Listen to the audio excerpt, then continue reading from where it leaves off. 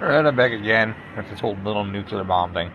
One thing people need to realize is that there would be economic impacts against Russia, as well as just sociological impacts. I mean, who wants to deal with idiots like that? As far as the nuclear bomb goes, there's a lot of things to take into consideration. At that point, you're basically your allies are China and Iran.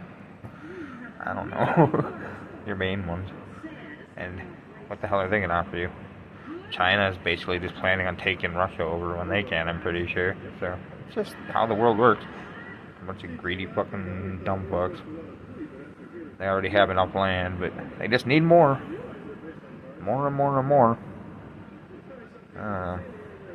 When the hell does life start to matter more than land? God created land for a man to live on, so I don't know, why are we killing each other in the name of God for the land that he gave us for? Yeah, you get my point. That's a bunch of bullshit.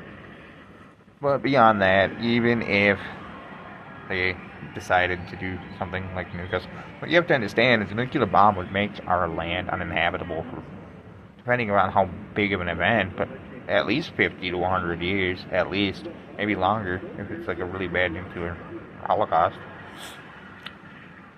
Basically, like, well, look at Chernobyl. That place is still uninhabitable. Granted, it's only been like 40 years, but that's still 40 years, and it's still uninhabitable. So, what does that tell you? What they want is our land for their own gain, to take their own minerals, to be able to live here, to be able to spread out eventually.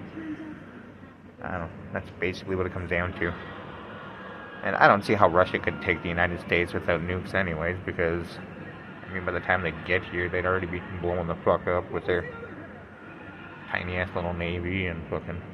I don't know. I'm not trying to say America's superior in all those ways, because every country says they're superior. I'm not going to say that I don't believe America has superior firepower compared to most of these countries, because I really believe they do. They put a lot of money and time and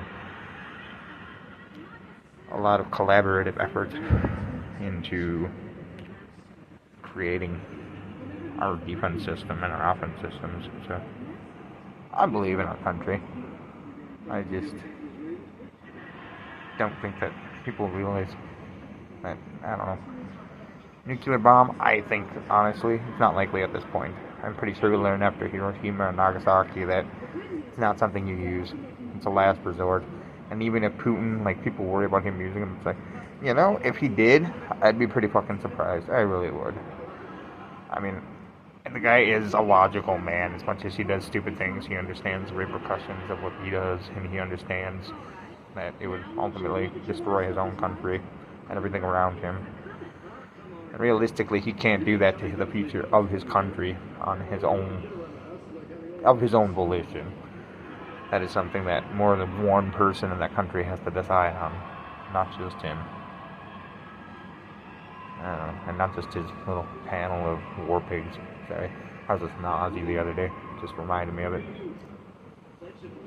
War pigs and their masses. It's like, witches at black masses. Yeah, rest in peace, Ozzy. Alright.